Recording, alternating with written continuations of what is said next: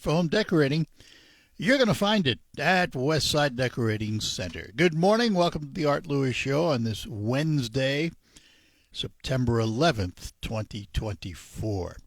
Here is the way the morning is going to go. It's going to be open phones right through 11:30, but we're going to divide it up. First hour, reaction to the presidential debate last night. Second hour, we will talk about 9/11 and how the country's changed and where we're headed. And then during Focus, no guests, so we'll just have open phones for the remainder of the program. So we start with the debate last night. If you read Republican pundits, they will tell you Trump did okay. If you read Democrats, they are just brimming because they thought that Harris did really well. I watched most, not all of it.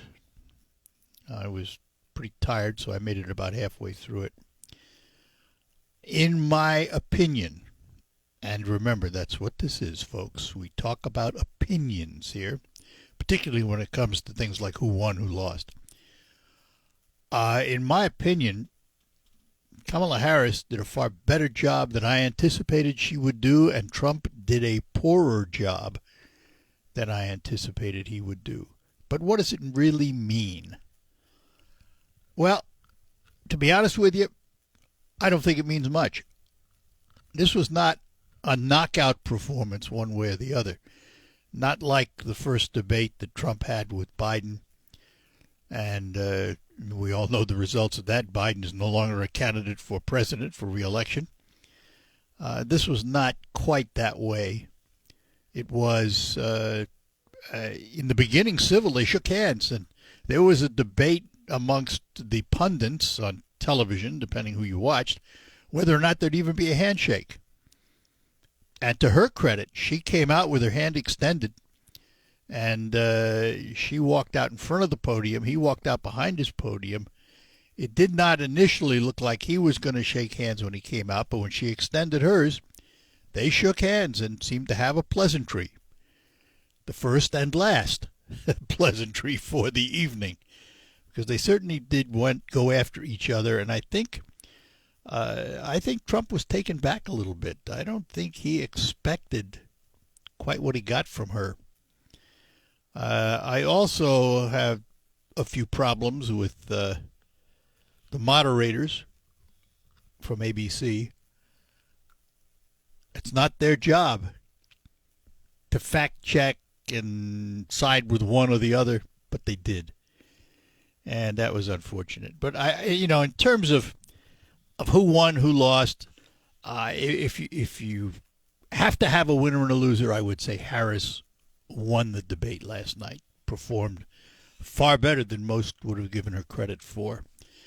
Does it mean anything? Well, that's a whole nother story. There was an article this morning in the Free Press, and the headline was, Michigan voters say Tuesday's Harris-Trump debate was likely not a game changer.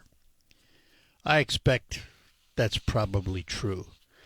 And couple that with the fact that now Taylor Swift has sounded off and said she will endorse Kamala Harris. To which I say, and by the way, this is not a slam against Taylor Smith. So this is a Swift. This is a slam against any Hollywood performer types who think that their words are more important than everybody else's. I don't give a twit what she says. I don't care who endorses Trump, and I don't care who endorses Harris. I don't make my decisions on who I'm going to vote for based on what some overpaid performer tells me I should think. So I just thought I'd throw that out there. All right, a couple of callers waiting, so we'll get to it this morning. Remember, this hour we're talking about the debate, and this is Paul in Saginaw. Good morning, Paul. Morning, Art. I basically totally disagree with your assessment, and here's why. You can tell who won the debate not by all 4 or 5 national TV news networks said Harris won the debate easily, but you go by who wants another debate. Harris wants another debate because she knows she lost. Trump. No. would be foolish. I'm going to totally disagree with you. She wants another debate because she thinks she came out on top, and she could do it again. Hey, when you win a debate, you don't need another debate. Really? Did you hear Biden ask for another debate when he lost? I didn't. Well, he was so out of it. Well, but and he lost, so messed why up wouldn't he in want? the head? Oh no, he lost, so why wouldn't he want another debate? He was getting so much flack from his Democratic Party to drop out. That's why right. he didn't ask You for and another I are debate. going to agree to disagree. All Period. right. Well, I got some other points here. Kamala was asked if she ever met with Putin, and she never answered the question. She didn't answer a lot of questions. Right. And Trump at the end of the debate said, she said, well, if I'm elected, I'm going to do this and I'm going to do that. Well, he said, you've been in there for 3.5 years. Why didn't you do this and that when you've been in there for the last 3.5 years? He had some good lines, but when you look at a debate, you don't look at one single line. You got to look at the whole picture. She did better than most people on at least the right side expected her to do. Well, both sides made good points. I'll give her credit for that. They both made good points. ABC was certainly biased, and they only fact-checked Trump and not her. Yeah. That's another thing. All right. And I believe that all the 4 or 5 networks are, even Fox News, I believe there's a conspiracy. They all want Kamala for their candidate for president. And we'll leave it there. Taylor Swift, who cares? Yeah, she's a Looney Tune anyway, in my opinion. She's but not. she will get. Come on. She will get Harris. She's not a Looney Tune because she does something you disagree with. That doesn't make her a Looney Tune. She's a multi-billionaire Looney Tune who's a very smart businesswoman. But I'll tell you this much. She will get Harris a lot of votes with her endorsement. She certainly will. She might. She will get Harris a lot of votes with her endorsement. All right. Good enough, Paul. That's my take. That's my take. Thanks. All right. Bye-bye now. Later. And we'll talk to Patty in Bridgeport. Patty, good morning to you. Yes, good morning, Art. I just want to say that last night's so-called debate really wasn't a debate, in my opinion, because it was rehashing the former president's term, which has nothing to do with the present it's a lot of that. You're right. Situation going on. Nobody won. It was a loss for everyone, including America, because nothing was discussed that needed to be brought up. Very little, I should say. That's it. A lot of it was for show. Yeah, let me interrupt just for a second, Patty. I'll come back to you. But I have to tell you I agree, and the reason I agree is we didn't learn anything about how either of them are going to affect their plans. They talk about cutting taxes and all of that. Guess what? A president can't cut taxes. Congress cuts taxes. There's a lot of ask me this question, but I'm going to give you this answer. That happened throughout the night. And you're right. I don't think we gain a lot with these debates, but I've said that before, and I think you're absolutely right. Well, I feel that way mainly because the fact that it was very one-sided. The questions were mostly about Trump and his situation that's going on or his past. When they brought up J6, I about just couldn't believe. I'm like, seriously, this is just so beating a dead horse, and I'm so sick of it. Well, that's what you do in politics. It was intentional. Though. Yeah. But you know what? It doesn't have to be. But they do it because they have nothing else to stand on. And she did show that. She has nothing to stand on but attack. I was very frustrated, and I really wished I wouldn't even bother watching it. I understand. Truly, I feel America has lost. All right. We are in big trouble. So, Patty, appreciate it. Thanks. Yep, you're welcome. Thank you. Care. Bye-bye now. Bye-bye. Take a break, and we'll be back with more calls. Your reaction to the debate last night. Let me tell you about Quick Lane Freeland, this fabulous shop right next to McDonald Ford. It's on the McDonald Ford property. And this is the place for all of your routine service. You need tires? They have tires. You need brakes? They do brakes. You need oil changes? It's where you go. And they have a product called FrigiFresh. FrigiFresh is a hospital-grade disinfectant, and it's designed to keep your cabin in your car free of germs, odors, mold, mildew, and keep you healthy. It's $20, takes 10 minutes, and it's easy to remember. FrigiFresh. Stop in. Make your car safe and inhabitable without all those nasties floating around. And while you're there, remember, they work on all makes and models of cars and trucks to keep them in tip-top shape. It's called Quick Lane Freeland, right next to McDonald Ford. Stop in, visit them today, and ask about FrigiFresh. Donald Trump's back. All right, we return on the Art Lewis Show. Back to our calls, your reaction to the debate last night. And Mark is in Mount Pleasant. Mark, good morning. Good morning, Art. How are you, sir? I'm fine, thank you. I think the viewer didn't get the vision for the future. They only got the vision of the past and relitigated again the past. I'd agree with that. Didn't move the ball forward. Couple things. Two things that I took away from that was a lot of on the Harris side was just missing. I'm Kamala Harris, and I approve this message. A lot of her responses were just like a commercial that plays endlessly on the legacy media stations. But the one that was taken back, the comment was that Israel won't be here in 2 years. Trump's predictions as far as coming true are pretty good. I'd say about 75% of what he says usually comes to light. What are your thoughts on him predicting about Israel not being around in 2 years because of Iran being propped up from this administration with funds to do proxy wars? I'd say the possibility has always existed. That's true. I think Israel, for all of its might and its ability to defend itself, there's a limit to everything. And, you wonder how long that can continue. Whether it changes if Trump's in office or Harris is in office or whoever's in office, it's hard to predict. Because, and I have to say this about Donald Trump. Mm-hmm. He does tend to exaggerate from time to time as to what he can do and what he can't do.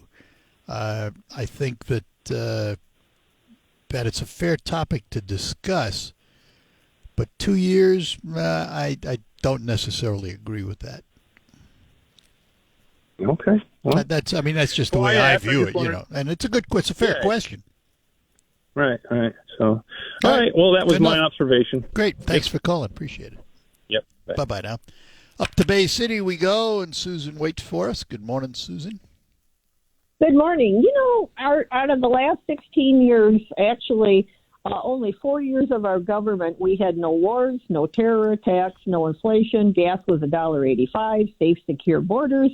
Our military and our police were respected. Everything, our oil reserves were full. That was only 4 years with Trump. The last 12 of those 16 years were all Democratic run. And he ran the country better than anybody did. And my takeaway from last night is every time she opened her mouth, more money was going to some minority or some group or some people. There was a lot of spending. I agree with that. There was a lot of spending. $50K for businesses, 25, or it was 50. Yep. She said $50,000 for businesses, new business development, $25,000 per migrant for houses, $6,000 per child. And they're coming over with 10 kids, and who's holding the bag on that? who's holding the bag and paying for all this? Right now, we're everybody. California, people are leaving there in droves. Their deregulations. Not deregulations. The regulations put on them businesses. They've lost $22 billion in business taxes this year and revenue from all the companies that are leaving California. Well, that's what she wants to do to the United States. We can't afford it. And she keeps saying she won't touch Social Security. What's going to happen to our Social Security when all these people are on it, which she's going to put on us? Yeah. I'm telling you, she comes off like she's auditioning for a soap opera. Well, that's why these debates don't solve any problems. No, and I didn't expect it to solve problems, but it was so slanted for ABC, and and every question was something to prod her to go back on his record, and I was disgusted with ABC over it. Yeah. But, people, if they're smart, can look back and look at his record and what he did for our country and how their lives were. And it goes back to the old Reagan, were you better off then than you are now? You bet I was. Yeah. You bet I was. Good enough, Susan. Appreciate it. Yeah. Oh, and the other thing wanted to point... Real quick. Okay. Bernie Sanders basically said... They asked him about her flip-flopping, and he said she's going to say what she has to say to win. Yeah, I said that the other day. That was a telling comment, to say the least. Yeah. Unfortunately, it's true of a lot of politicians. So, but anyway, got to run. You might. Okay, thanks, sir. Bye-bye. Bye-bye. I want to get Scott in here before I have to take a break. Scott, you're on. Good morning. Good morning, Art. I'll make it quick. A few things I noticed when Trump was debating against the moderators and Kamala is that never once do I remember did they bring up any policies that he did while president or anything that he signed into law. Yep. The only thing they complained about was things done 50 years ago or things that they've accused him of and got him in front of a judge. Otherwise, they had nothing. Second thing I'd like to say is, with this $25,000 for homes, what that's going to do is raise everybody's home value up. If she starts giving people $25,000 for first-time buyers. So people who's barely making their mortgage, barely paying their taxes, will most likely lose their home under this giveaway plan. Yeah, because it's a tax increase. Because your value goes up, your taxes go up. Mm-hmm. Well, it's just like the Obamacare. When we'll just real easy. If we were paying $100 for premium before, then Obama said, well, what we'll do is we'll subsidize 25% of this. So the insurance company said, well, let's raise the rates up to $125. Yeah. And that's all that's going to happen with the homes. And also the deductible. Oh, it's going to go crazy. And the third thing is I thought when she came out on stage, that just showed complete weakness, how she crossed all the way across the stage and had to introduce herself like Trump didn't know she was Kamala Harris. I just, and she does it in her commercials too. She says, and I'm Kamala Harris running for president. Yeah. We don't know this lady. I'm gonna take issue a little bit there because the handshake was a gesture nobody thought was going to happen. So I'll give her credit for putting her hand out there. But see that because he came out and he walked behind his podium and it didn't look like he was going to shake hands until she almost forced it. I mean, she was right there.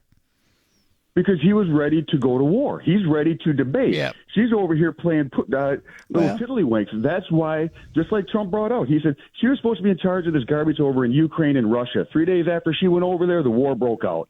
Yeah. And it's unfortunate that I think that this country is under a delusion, Art, and we may be going way the wrong way, and this woman just may end up in the White House. Yep. And that scares the hell out of me. All right. So I'll let you go, Art. Scott, I appreciate it. Thanks. Take care. Yep. Bye-bye now. Bye. All right, hang on, gang. We got Paul and Errol next after these notes. From Cars and Trucks. All right, we're back with you. Just a technical note for those of you that might have switched over to the AM side from the FM side because you noticed the FM disappeared. Our FM signal, 100.5 FM, is off the air for probably at least 6 hours. They are painting the tower that our antenna is on, and we have to shut down when they're up there near the antenna. So that is why you will not hear us on the FM side for a while. But we are here on 790 AM. Let us get back to our phones. Paul is in Bangor Township. Paul, good morning and welcome. Good morning. Does that mean that my audience has dropped? Yes. Mine too. Sorry. Oh, well, we'll go with it anyway. All right, good. At one point, Harris said that she stood for the downtrodden, the helpless, the people without justice, the down and out. And I was just praying that Trump would answer, tell that to the unborn. Yeah. But of course that didn't happen. Yeah. I consider myself a sort of pro-choice, but not just choice for adult women, but for all women. And I think it's a bit hypocritical for someone to say only a mother has choice, but the future mother that's in her womb has no choices. So it's not logical to me, at least. So Got it. That's my feeling. All right. Thanks for the airing. All right. Appreciate it, Paul. Thanks. Take care. Bye-bye now. Bye. And Errol is in Saginaw. Errol, good morning. Just because your antenna's not working, that don't slow me down much. No, you shout louder. Well, that's true. After listening to about 20 minutes of this, I thought I was listening to an episode of the Bickersons. Now, you know what the Bickersons were. Oh, I love them. Langford and Don Amici. That's my favorite. That's my favorite. Matches? That's my favorite comedic presentation ever. What do you think we had last night? Yeah. One that's dangerous, and the other one I wouldn't vote for dog catcher. You know, because I don't like her politics, and I don't like the way she explains things. So, anyways, I'm sticking to it, sir. The Bickersons. Play the Bickersons. Everyone will know what I'm talking about. But never growing up with I'll have to do that one day. All right. I wish you would, sir. Talk to you. Take Bye-bye. care. Bye-bye now. Bye. And we'll move over and talk to Carl. Good morning, Carl. Good morning, Art. I like that about the Bickersons. I've heard a lot of whining and complaining so far this morning. A couple of your callers mentioned, why do they keep going back to talking about when Trump was president? And although I've heard that, I think the same callers talking about, how good things were in their view when Trump was president, gas prices and food prices and all this. So they can talk about, what they see as the good aspects of the Trump years. But if we complain about the bad aspects of the Trump years, we're harping on the past. And why do we keep going back to the past all the time? And I think it's legitimate to look at what Trump did in his 4 years as president. Well, good. Then is it legitimate to look at what Harris did in her 3.5 years as vice president? Because it wasn't much. Sure. Yes. And the vice president does not have a lot of power and influence. Well, the president didn't do much either then, and she represented him. So. Well, but and they say, well, why hasn't she solved all these problems in 3 years? Well, Trump had 4 years. And what problems did Trump solve? Now, he may have worked on some problems. I don't remember Trump solving any one single problem. So, that's just a silly thing to say. It's just, I do agree with you overall. I think Harris won the debate. Trump would not look at her. He was looking down. He was scowling. He talks about America in decline and Israel's not going to be here and we're like Venezuela. I don't think, it's a very negative view of the world and how things are unless you agree with him. I don't think most people. It's a campaign. Most people agree with that. It's a campaign. If her side is the rosy picture, it's a campaign too. Both sides, it's a campaign. But do you want to look forward or do you want to go back? Do you want to go back to the Trump years of chaos? No, I want to look forward. I'm just not sure her idea of forward is what I want to look forward to. Well, I don't want to look back. I want to I- look forward. You're absolutely right about that. But I don't particularly like her idea of forward. Well, I don't So- like his. Trump's That's idea of there. going You go. back. Well, whatever. I mean, going back is going forward for him, as you see it, and that's Well- fine. That's fine. But when I select the candidate with my vote, I pick the person, whomever that is, on whichever side of the aisle they are, that I think will do the best job for the country, first and foremost, and me. And I put me second Yeah. because sometimes what I think is best for me may not be best for the country.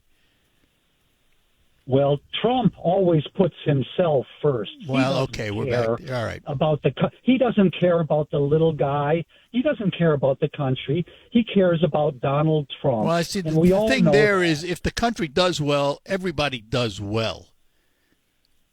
Bingo. Final Yeah, word. well, if you give tax breaks to billionaires, they're going to do well. So let me The ask rest you of the this. country Let is me not ask gonna you do this, well. Carl. Maybe you can answer this question because no Democrat ever has.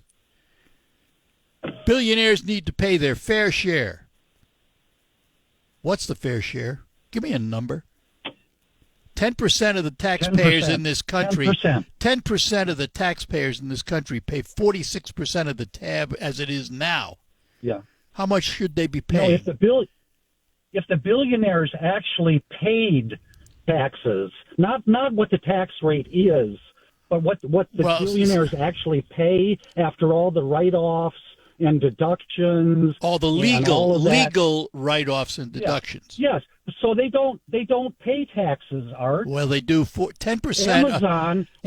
Amazon had like $1 billion in sales, and they paid virtually no taxes. And I do agree those laws need to be looked at. I'll give you that. But 10%, the top 10% of wage earners in this country, that includes the billionaires, pay 46% of the freight. I don't believe it. Well, I okay, don't don't believe believe it then. That's fine. That's Where fine. did you get don't that believe number? from the Where did you government. get that number? From the government. Which what government office? What paper said that? I'd like to know. I think it 'Cause was. I don't believe it. Not for That's a second. fine. Don't believe it. That's fine. All right. Good enough. Okay. Take care, Carl. All right. Take care. Thanks, Bye-bye Art. now. All right. Line's open for you. When's the last time you had your ear? All right. We're back with you. Before I get back to the calls, just a note for Carl regarding the top 10% of taxpayers. The top 10% of income earners pay more than 60% of all federal taxes and 76% of all income taxes, and it has been increasing over time. And now his question was, well, where'd you get that from? The U.S. Treasury's Office of Tax Analysis. There you go. All right, let us talk to Lou in Bay City. Good morning, Lou. Good morning, Art. We hear all the rhetoric and everything, but according to Scripture, number one, Israel will not be destroyed because they're God's people. They're going to be put in the corner, and China and Russia, the bear, are coming after them. But God will not allow them to be destroyed. And then he will come and take control. So all this rhetoric, so, yeah, I don't believe it all. So that's my comment on that. Yep, fair enough. Fair enough. However, I will point out that throughout history, more people have died in the name of God than almost anything else you can think of. And that's Yes, that's a that's real right. shame. Yes, but we're dealing with Satan, too, the other part of the equation. So, yeah. But good enough. No, they're God's people. All right. Thank you. Thanks for calling. Take care, Lou. Bye-bye now. All right. Probably not enough time for another call. Appreciate all the calls. Next hour, we're going to spend some time talking about the aftermath of 9/11 and how we as a society have changed. But as for the debate last night, my guess is couple of things. My guess is that staunch Republicans have not changed their mind, and staunch Democrats have not changed their mind.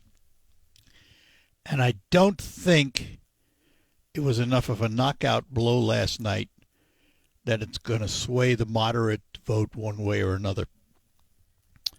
And then there's the Swift influence, Taylor Swift endorsing Kamala Harris. She may pull a few of the young voters, because I'm not sure that they turn out anyway. So, her endorsement is not going to be a groundswell of all of a sudden people running to the polls because Taylor Swift says so. But time will tell. No matter what, come Election Day, please get out and vote for whoever you think will do the best job. We'll be back. Jim Wilson, what in heaven's... All right, news coming up here on WSGW from CBS around the world and nation.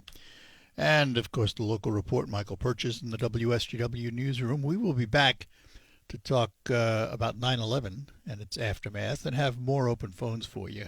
Coming up here on WSGW, I'm Art Lewis. Broadcasting from the... In Shanksville, Pennsylvania.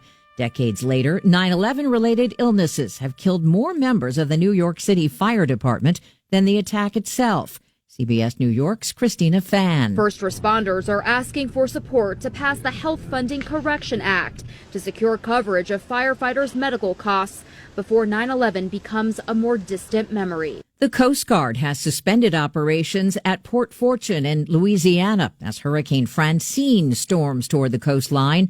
Plaquemines Parish President Keith Hinckley. I would recommend anyone to get out even under a Category 1, because nowadays, you get the rapid intensification, so you never know how hard and how bad it's going to be. Forecasters say Francine could power up to a Category 2 with maximum sustained winds of 110 miles an hour by the time it makes landfall later today. A new sign inflation is slowing. The Consumer Price Index was up 2.5% in August from the year before. That's its slowest pace in 3 years. Business analyst Jill Schlesinger. In order to smooth out some of these results, the government also releases something called the core rate. That removes food and energy. And the inflation rate at the core level was up 3.2% from a year ago, and that matches the previous month. All of it could affect the size of an interest rate cut expected next week. Secretary of State Antony Blinken is in Kyiv today as Ukraine presses the West to allow it to use long-range missiles against Russia. We're here together as partners to listen, to share ideas, and to continue to plan the way forward. There's an enduring commitment to Ukraine and to the Ukrainian people. He stood alongside his British counterpart. Dow down 471. This is CBS News. Sponsored by Progressive Insurance. Get renter's insurance to protect the things that make your place a home, including coverage for theft or damage. Visit Progressive.com. Ready to say... Live from the 100.5 and 790 newsroom. This is WSGW News. Mostly sunny skies and 68 degrees at 10:05. Good morning, I'm Mike Percha. Hoyt Library is closed today after police in Saginaw were investigating a homicide that occurred near the library yesterday. Police responded to the 500 block of Janes Avenue around 5:40 p.m., where they found a male victim identified as 38-year-old Henry Ford of Bridgeport Township, suffering from apparent gunshot wounds. Ford was taken to a local hospital where he died from his injuries. Police say they have a male suspect in custody related to the incident who's being held in the Saginaw County Jail. Anyone with information about the shooting is asked to call the Saginaw Police Department or Crime Stoppers at 1-800-422-JAIL. Adult mental health first aid training skills and support for individuals with mental health and substance abuse issues workshop will be offered soon in Midland. Here's Christiana Malakara. Classes are available on Tuesday, September 17th at Delta College in Midland and September 23rd and 24th at the Bay Aranac ISD in Bay City. The training includes a 2-hour online course followed by a 5 to 6 hour course of in-person instructions. Topics cover signs of mental health and substance abuse, crisis intervention, and connecting with individuals for help. The cost is $25, and more information can be obtained by contacting Dallas at 989-948-1504. This is Christiana Malicata, News Radio 100.5 and 790. WSGW News Time, 10:07. EW News Time, 10:08. The weather forecast is coming up. Michigan's U.S. Senate candidates have agreed to 2 debates in October. Voters in all corners of Michigan would like to hear from the candidates as often as possible with the same frequency no matter where they live. The debates will be televised from Detroit and Grand Rapids. Both campaigns declined the 3 debates offered by Michigan's new debate task force, which would have placed debates throughout all regions of the state. In a statement, the task force says they're pleased with the candidates' decision to debate, but says it's unfortunate voters in northern Michigan will not have a chance to welcome candidates to their region. As we mark 23 years since September 11th, first responders will speak at the Capitol this morning as legislation to help their families makes its way through Lansing. Here's Michigan News Network's Luke Sloan. First responders are testifying before the Senate Veterans and Emergency Services Committee as they aim to double survivor benefits for police officers and firefighters killed or permanently disabled in the line of duty. Senator Kevin Hertel from St. Clair Shores wrote this legislation. He says Michigan's survivor benefits have not gone up since they became law in 2004. For 20 years, they've stayed at $25,000. Lawmakers want to make them $50,000. Hertel says it's far past due to increase these benefits, and there's a ton of momentum to get this done. And my office started working on this earlier this year when, we were building out our state police budget, which includes an element for MCOLS, which administers this benefit, and realized that the money really does exist within the fund currently. Luke Sloan for the Michigan News Network. Denard Robinson and Braylon Edwards are 2 of 4 ex-Michigan football players suing the NCAA and Big Ten Network, saying they lost out on $50 million in their career because of the now lifted ban on being compensated for name, image, and likeness. The federal class action antitrust suit is on behalf of all Michigan football players who played before 2016. It was filed in the Eastern District of Michigan. Student athletes have been allowed to make money from their name, image, and likeness since July 2021. WSGW News Time 10:10. I'm Mike Percha. Good morning. Welcome to hour number 2 of the Art Lewis Show. This morning, this hour, we're going to talk about 9/11 and the aftermath of what happened around the country September 11th, 2001, and what you were doing when the aircraft hit the World Trade Center and the Pentagon and in Shanksville, Pennsylvania. It was a day to remember, to say the least. And it is also a day for volunteering because it has become National Day of Service. And there are a variety of activities taking place around the country and providing opportunities to volunteer, particularly for first responders and veterans organizations. But let's start with what we were doing when it happened. As I mentioned this morning on the Morning Team Show, I vividly remember sitting right in this chair that I'm sitting in right now and looking out the window of the studio at a television monitor. As the second plane hit, I was standing out there when the first one went down and they broke in. And I knew instinctively, as a broadcaster, that my day was done. Maybe more than one day was done in terms of having to sit down and work because the networks were going to take over, which is exactly what happened. It was, for me, extra traumatic because I'm a New Yorker at heart. I was born and raised in the Bronx, lived in New York for the better part of the first 32 years of my life. And, the old saying, the old cliche, you can take the boy out of New York, you can't take New York out of the boy. And it's true. As much as I don't go into New York and spend a lot of time anymore. When I go in, it's usually for a few hours and I get out. I still have in my heart a place for the city. And when I saw what happened on 9/11, it tore at me. And I can vividly remember doing a special concert with the Eddie Band not too long after 9/11, within a couple of days. And a former colleague of mine, Terry Lenz, who worked here, and I were co-hosting in front of the Eddie Band at what is now the Dow Event Center in the arena. And there were a lot of people came out for it. It was a concert to pep people up and, cheer up and at the same time remember. And I can remember being asked to talk about it and actually choking up a little bit when I did. Because as big as New York is, it is no different for me as a New Yorker than it is for you and your town, whatever town you live in. Even though your town may be a lot smaller than New York City, it's still New York, my home, where I was born and raised. So I will forever carry it in my heart and forever be distressed at what happened that day in New York with the Twin Towers, which, by the way, I was in about 2 weeks before the attack happened. I happened to be in New York for, of all things, changing trains.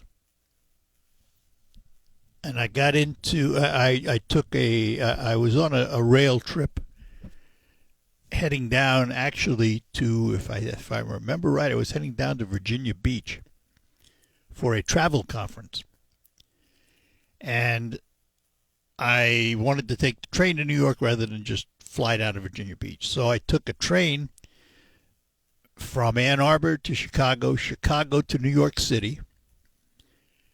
And that's the Lakeshore Limited, which got in the morning.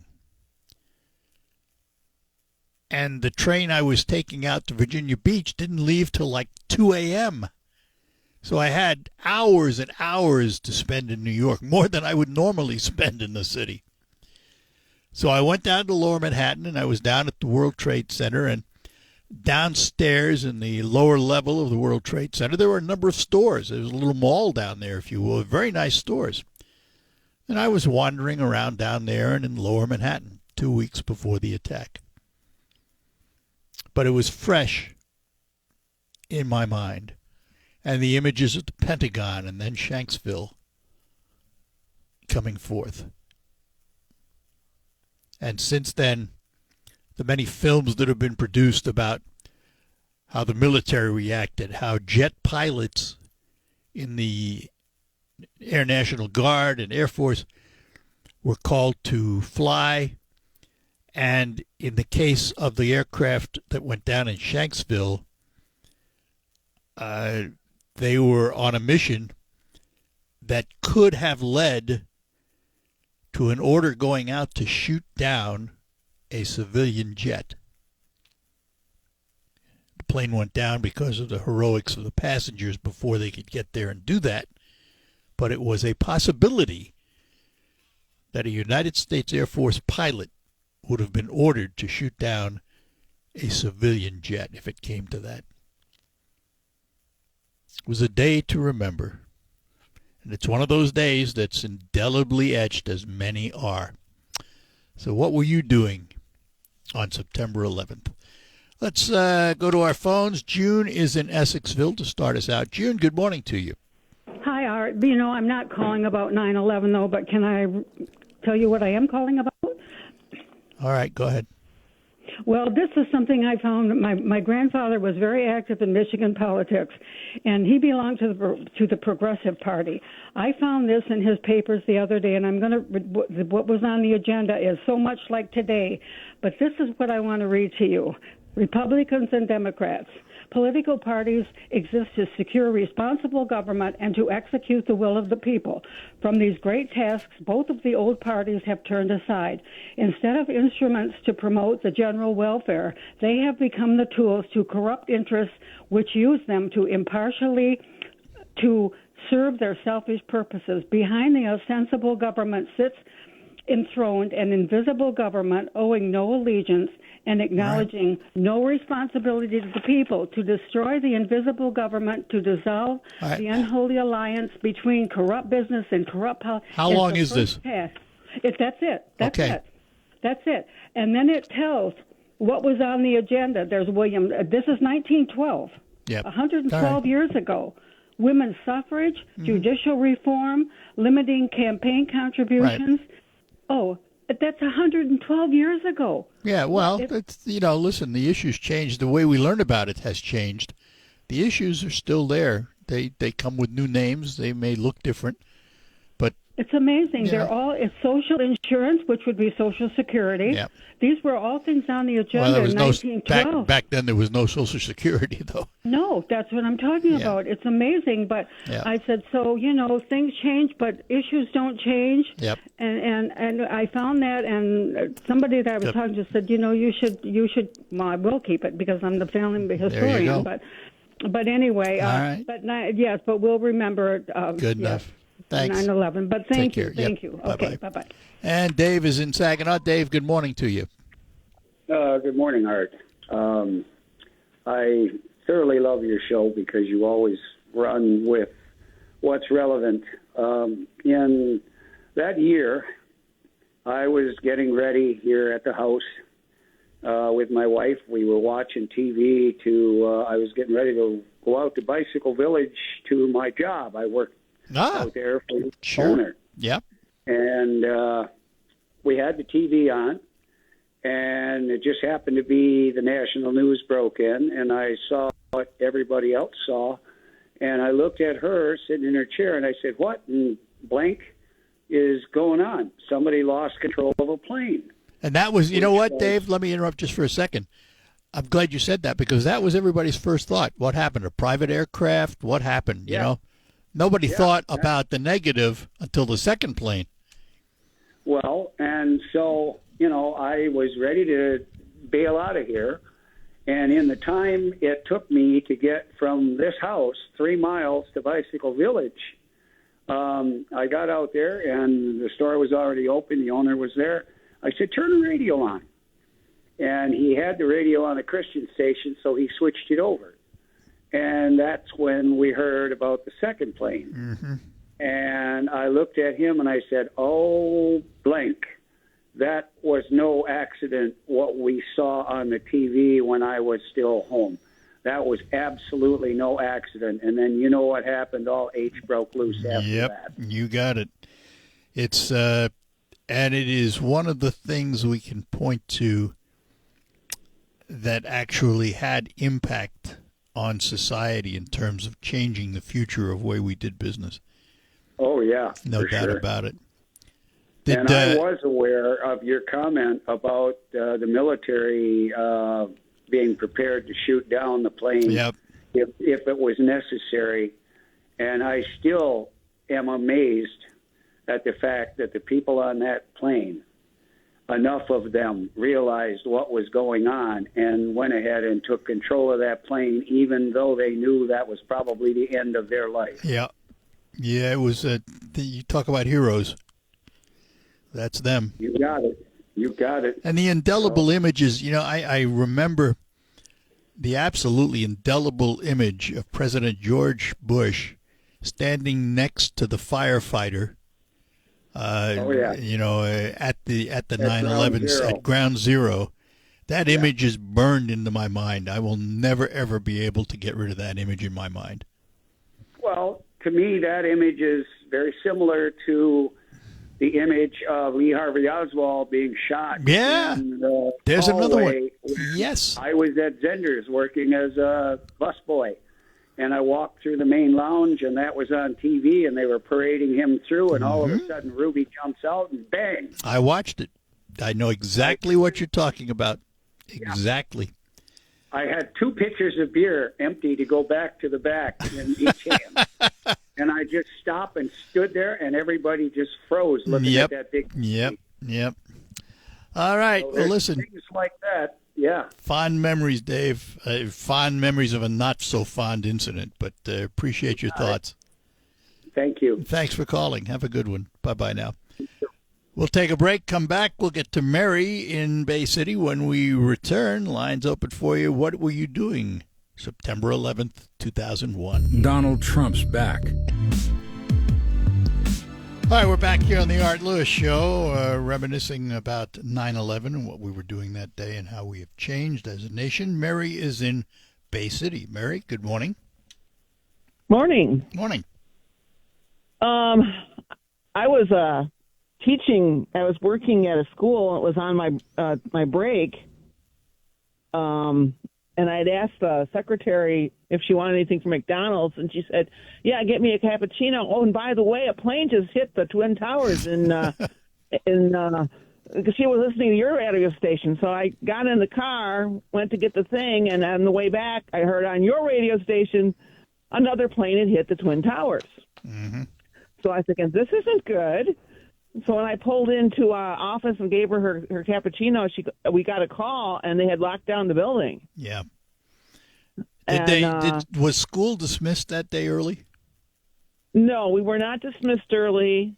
We did. I worked at an alternative school, and we only had like 25 students. Yeah.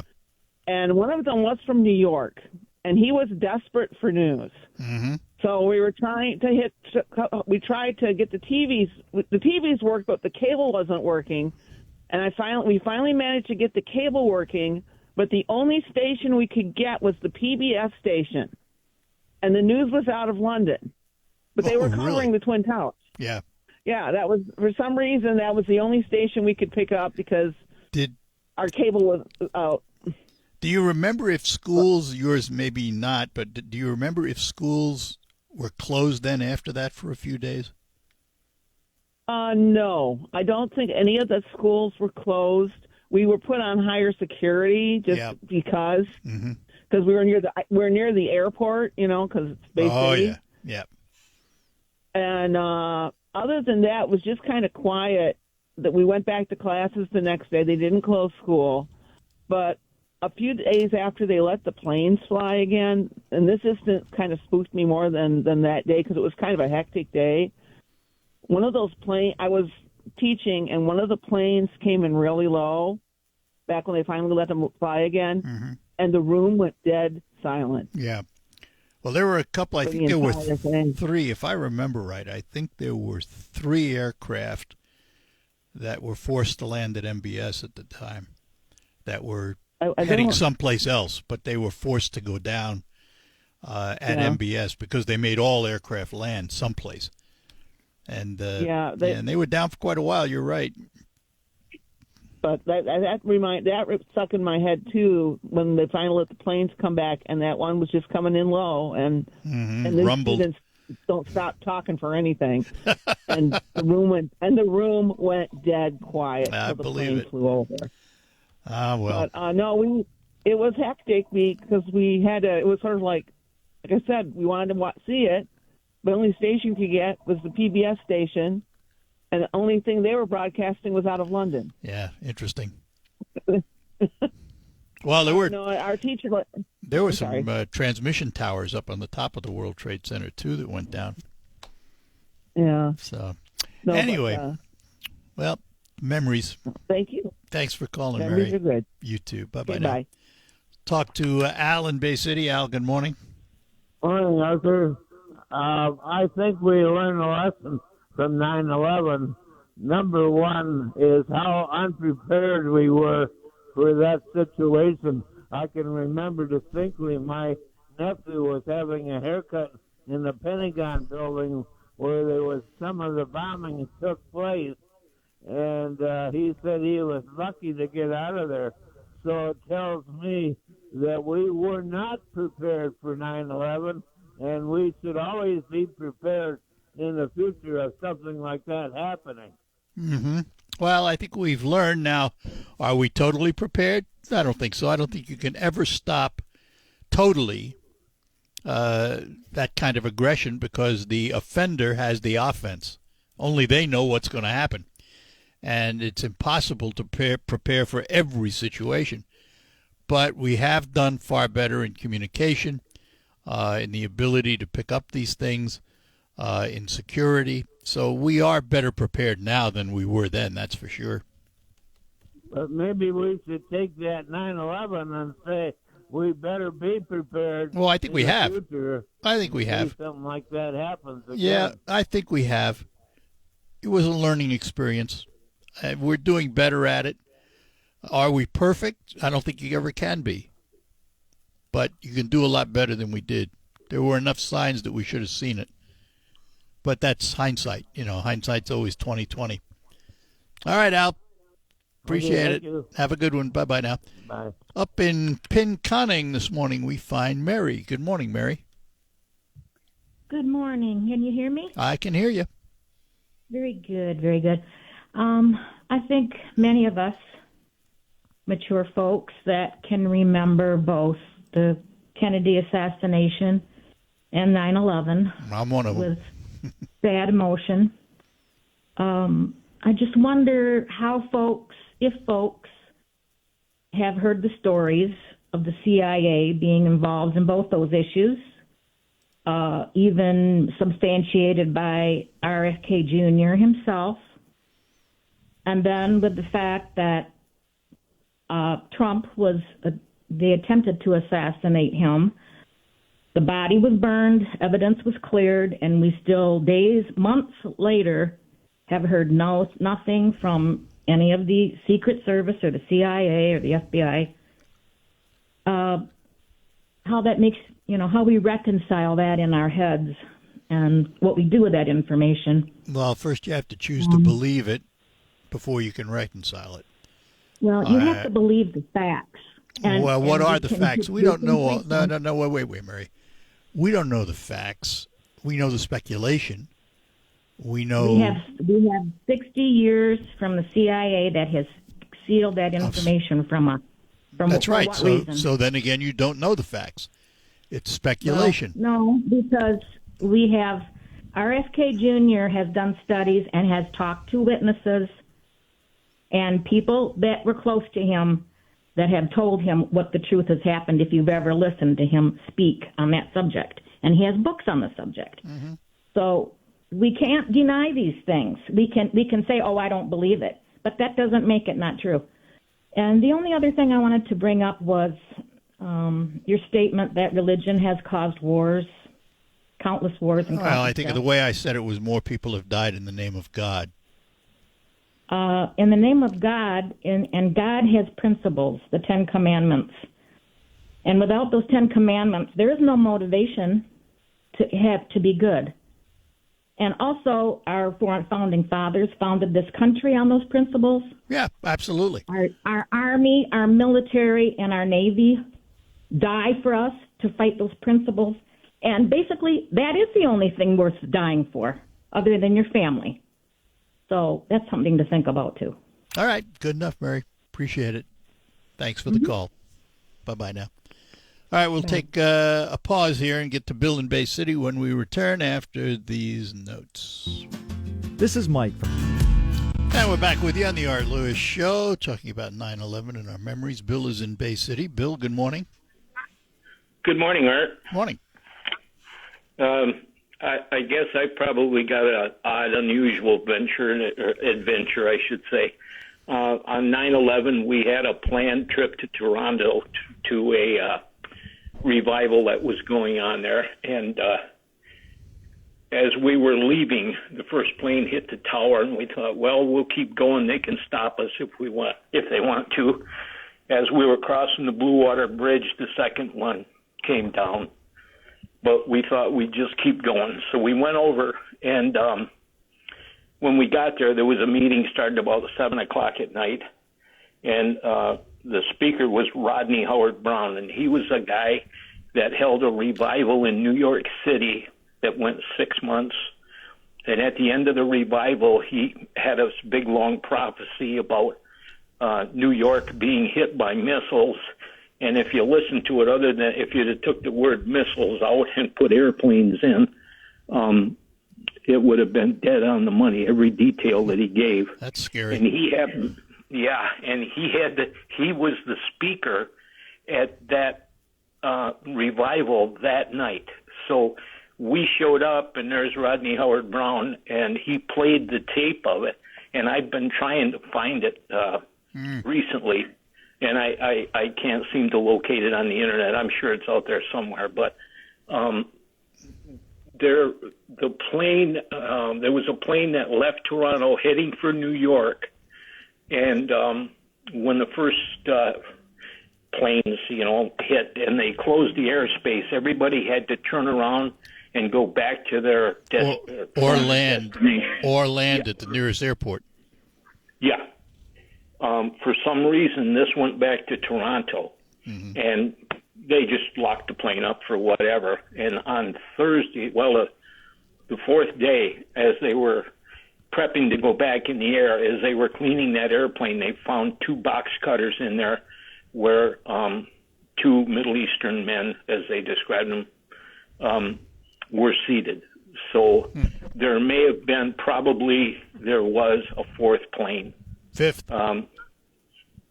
Fifth. Yeah, 2 in the World Trade Center, 1 in the Pentagon, 1 in Shanksville. So this would have been a 5th.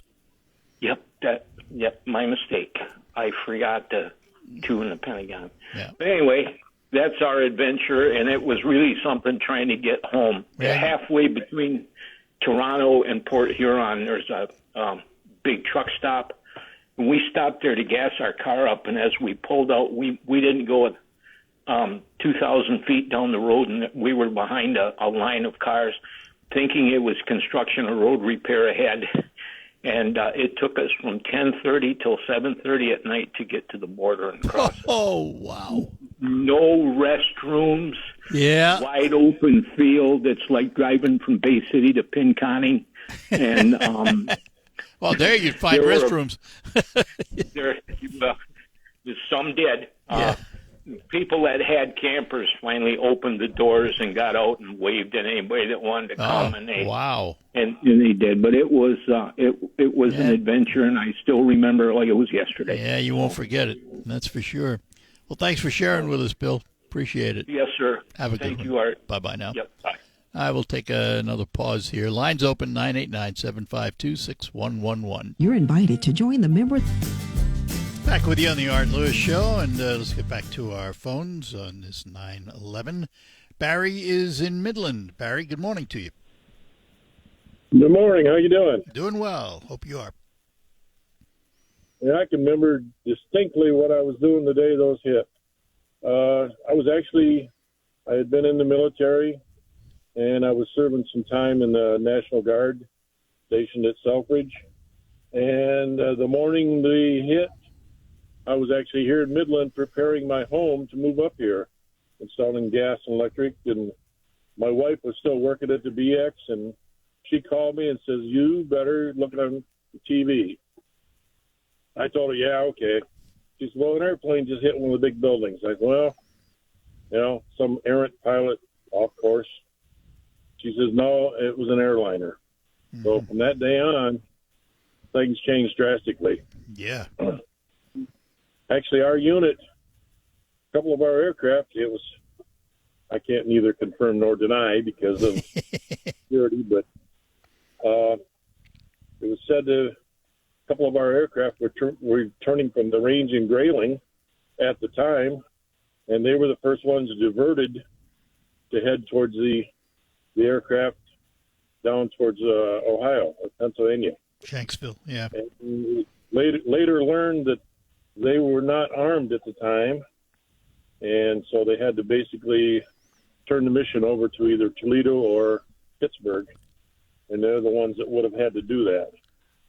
If I'm not mistaken, and I could be wrong about this, but I believe that the 2 fighter jets that were sent up that were armed or got armed came out of D.C., if I remember right. but others went up, and certainly Pittsburgh, Yeah, Ohio, so and New York. Everybody in the area basically was scrambled that day. Yep. And our lives, I received a call from the base that told me to get my go bag and report immediately.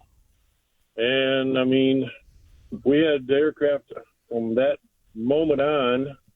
We had aircraft basically on alert, ready to go. Yeah. What did you do, by the way? I was a military police. Ah, very Security good. forces, military police.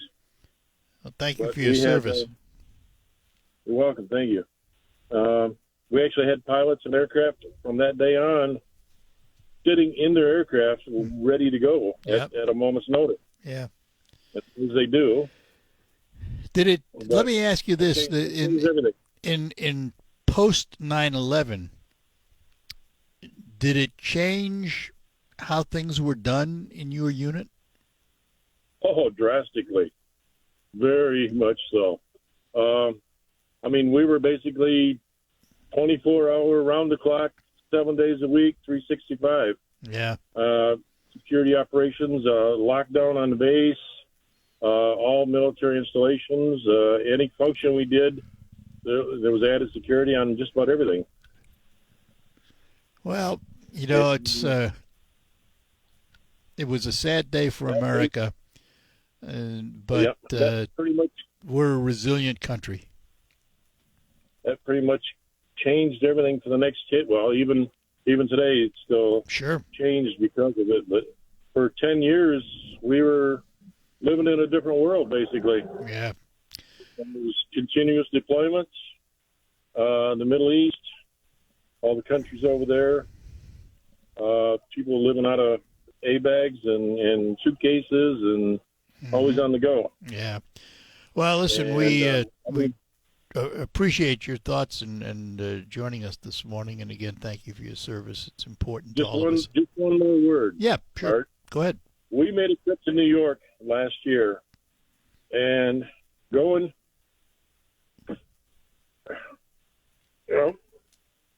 maybe I can't. You went down to 9/11? Yeah, the Memorial, Ground Zero. Yeah, Ground Zero. Yeah, I did it while it was under construction. That will send shivers up and down your spine. Yes, I know exactly what you're talking about. Exactly what you're talking about. Well, thanks for joining us, Barry. We appreciate it. You bet, sir. Thank you. Good. Bye-bye. And, it took people like that back then to protect us. That's how important they were and still are. And Barry's right about something. If you get to New York City, there's all kinds of things you can do in New York. One of them should be to go down to Ground Zero, take a look at the memorial. I did it once while it was a hole in the ground under construction, and all you saw was construction. And I did it once since the fountain and all the name plaques were installed. It was one of the things that I wanted to do.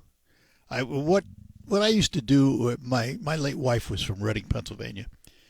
So once a year we'd usually go back to Reading.